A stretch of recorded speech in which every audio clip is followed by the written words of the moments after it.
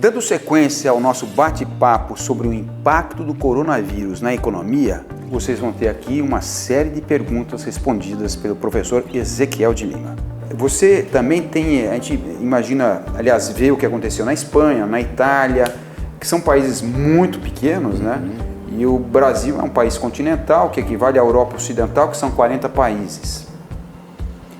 Na questão econômica, também a economia ela também pode estar ligada, obviamente tem questões nacionais, mas ela pode estar ligada também a questões do local, que pode ter fatores que condicionam a determinado ambiente em que a cidade está inserida, que pode ter uma economia diferente, ou então sair, ou então não sofrer tanto com a pandemia? As saídas, né? Por exemplo, a França, a Itália, a Espanha vivem muito do turismo.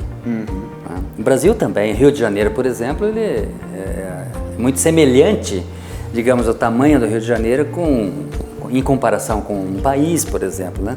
Semelhante à economia, digamos, de um país desenvolvido lá da Europa, porque ele trabalha muito com o turismo também. Sim, verdade. A gente fala do epicentro da pandemia, mas o Rio de Janeiro é o centro do nosso turismo, basicamente, né?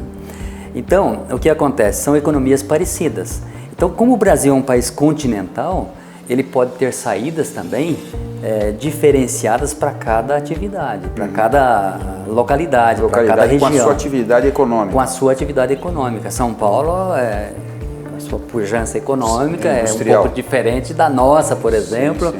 Que é o agronegócio. Que é o agronegócio. Então, e a gente não precisa nem ir tão longe, por exemplo, a gente está a 60 quilômetros de uma cidade, né, que 70% do PIB dela é turismo. Exatamente. E, obviamente, o turismo ele vai ser talvez um dos últimos a retomar, né, mas em contrapartida está numa região que o agronegócio é muito forte. Muito forte, é poderoso. Você vê aí empresas contratando e tentando contratar pessoas. No meio do caos. No meio do caos e contratando muita gente. Então, são situações que as saídas são as mais diversas. Talvez umas demorem mais, outras menos, mas nós encontraremos saída.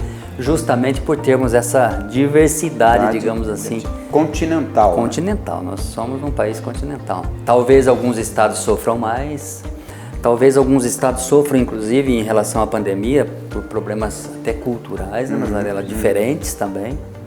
Nós estamos vendo aí o Sul. É engraçado isso aí, até no nosso bate-papo a gente comentava, né, que eu sempre coloquei desde o início, a pandemia ela vai propiciar um retrato bem claro, traçar o perfil das nossas questões, das nossas limitações educacionais e culturais. Haja visto aí como você está colocando, né, o Sul está dando eu diria assim, até hoje, né, está dando um show no Brasil, para o Brasil, está mostrando que realmente é diferenciado, então... Questão cultural e educacional. Com certeza, tem capacidade. Muito bem, pessoal, esse foi o nosso bate-papo sobre economia com o professor Ezequiel de Lima, sempre está aqui nos assessorando, trazendo informações importantes. E a economia é tão louca no meio de uma pandemia que o que se fala hoje pode ser à tarde que não tenha mais sentido, porque os índices mudam, tudo muda, informações novas, desafios, escândalos e por aí afora. Mas é importante que você seja sempre, na verdade, atualizado.